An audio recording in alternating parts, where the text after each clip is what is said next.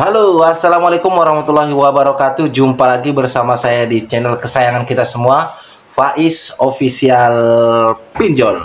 Apa kabar saudara-saudaraku semua? Apakah kalian sehat-sehat selalu? Saya doakan semoga kalian selalu dalam lindungan Allah Subhanahu wa Ta'ala, dilimpahkan rezekinya dan diberi nikmat sehat. Amin, amin ya Rabbal Alamin. Ya, di video kali ini saya pengen membahas tentang gagal bayar pinjol di akhir tahun 2024. Ya, teman-teman, kalau kalian gagal bayar pinjol tidak usah dibayar. Auto lunas. Ini kata OJK, bukan kata Bang Faiz, teman-teman, ya.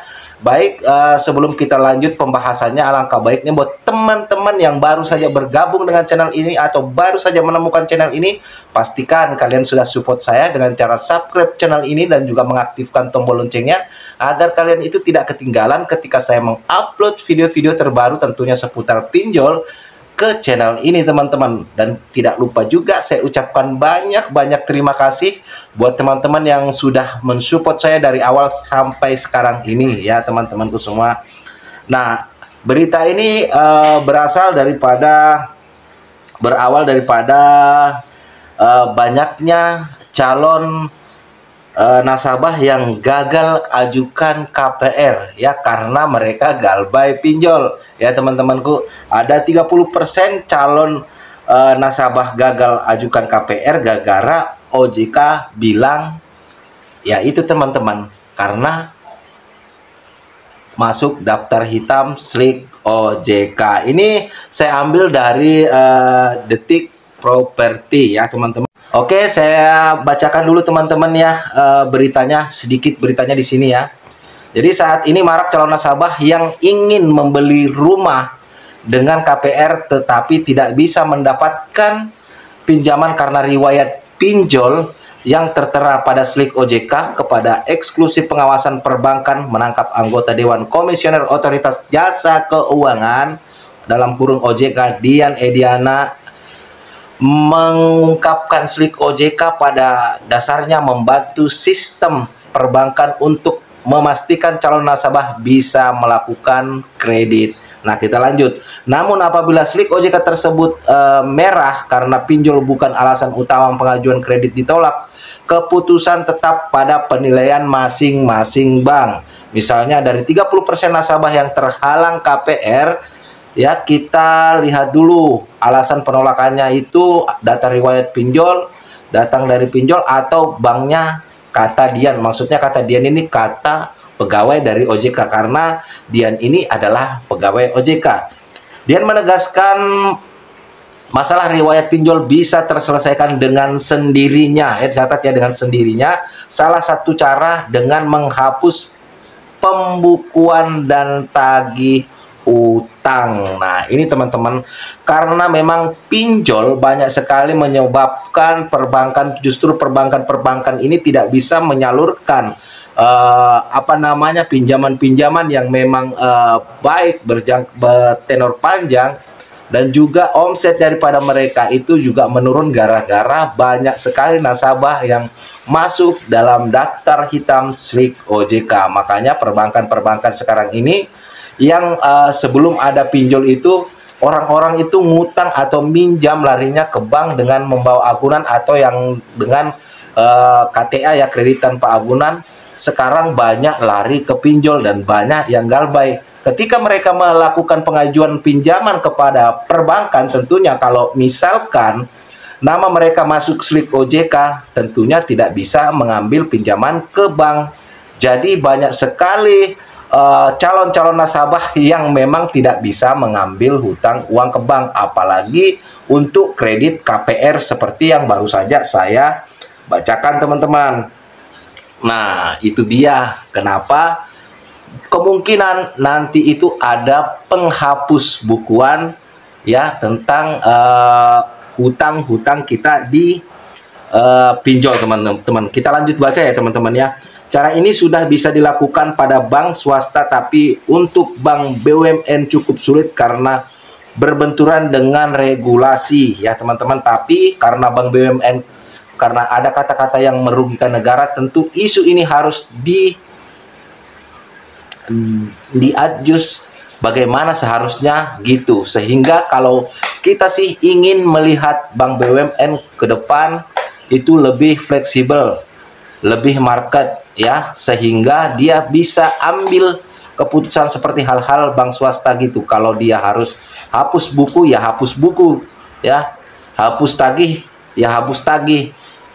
Ya itu berdasarkan judgementnya paparnya. Jadi kalau misalkan kalau memang harus dihapus buku ya hapus buku aja ya. Kalau misalkan lihat dulu dia itu galbainya apa, pinjol atau di perbankan teman-teman. Kalau pinjol hapus bukukan aja, seperti itu kurang lebih dari pemahaman saya. Jadi kalau buat teman-teman yang masih ada galbai pinjol itu tidak usah kalian terlalu memikirkan, dan juga tidak usah kalian mencari-cari cara untuk menguras pinjol, karena belakangan ini ada yang WA saya itu minta dijokiin. Alasannya dan dalihnya saya tidak tahu apakah itu benar atau tidak. Dalihnya mau bayar ijazah kalau tidak salah ya, mau bayar ijazah minta dijokiin. Jadi saya bilang mohon maaf, saya itu bukan joki pinjol dan saya tidak mau menjadi joki pinjol ya. Sama saja saya menyerumuskan orang untuk ngambil ke pinjol teman-teman. Jadi buat teman-teman yang masih punya pemikiran mau dijokiin oleh joki pinjol, saya harap kalian urungkan pemikiran kalian, karena mungkin pemikiran kalian itu ketika kalian mengambil sebanyak-banyaknya itu tidak akan rugi. Jadi mendingan ngambil banyak daripada sedikit, lalu kita galbaikan. Tapi konsepnya itu berbeda teman-teman. Kalau kalian melakukan hal-hal yang menggunakan joki pinjol atau dengan secara sengaja kalian itu mengambil pinjol sebanyak-banyaknya dan juga menggunakan data-data fake, kalian bisa terkena pidana, yaitu pemalsuan data. Memang benar bahwasanya utang piutang itu jatuhnya perdata, tidak ada unsur pidana. Tetapi kalau cara-cara kalian itu menggunakan cara-cara yang kotor ya, seperti pemalsuan data, menggunakan joki-joki pinjol untuk menguras pinjol, saya kurang sepakat untuk itu teman-teman, karena itu bisa menyeret kalian ke jalur pidana. Makanya kalau misalkan sudah tidak bisa minjol, kalian ya udah stop lah, nggak usah lagi. Mendingan kalian itu bekerja dengan baik. Kalau misalkan nggak ada pekerjaan, cari terus, karena harga diri seorang laki-laki itu adalah bekerja. Apapun pekerjaan kalian, mau itu dengan berdagang gorengan, mau apapun itu adalah harga diri seorang laki-laki teman-teman. Nah baik, kita lanjut lagi pembahasannya tentang hutang lunas ya, penghapus bukuan oleh OJK. Nah ini teman-temannya, ini saya menangkap dari bahasa yang tadi saya bacakan.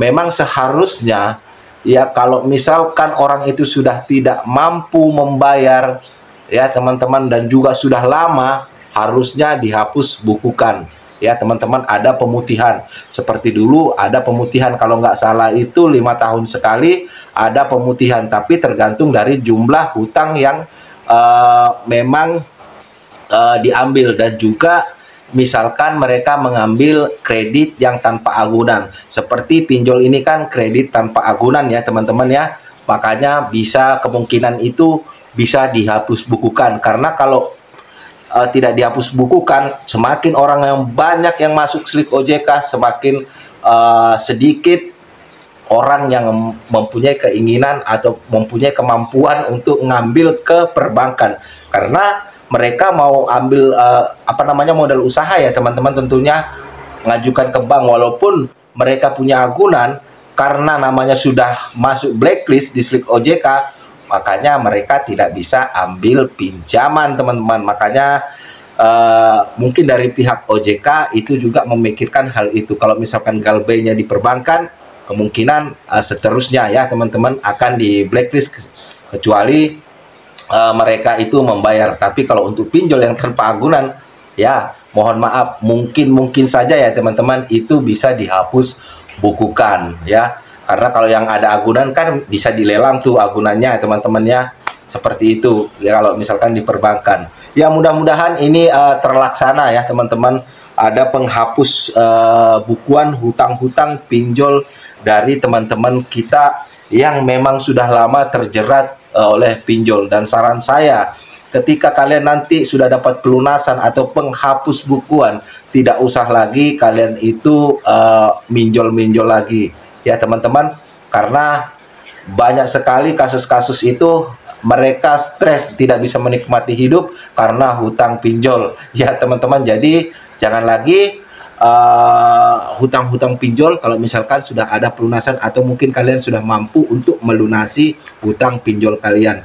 Di sekedar mengingatkan, saya tidak mau juga menggurui kalian, tapi kalau misalkan kalian mau tetap melakukan peminjolan, itu terserah kalian semua ya teman-teman.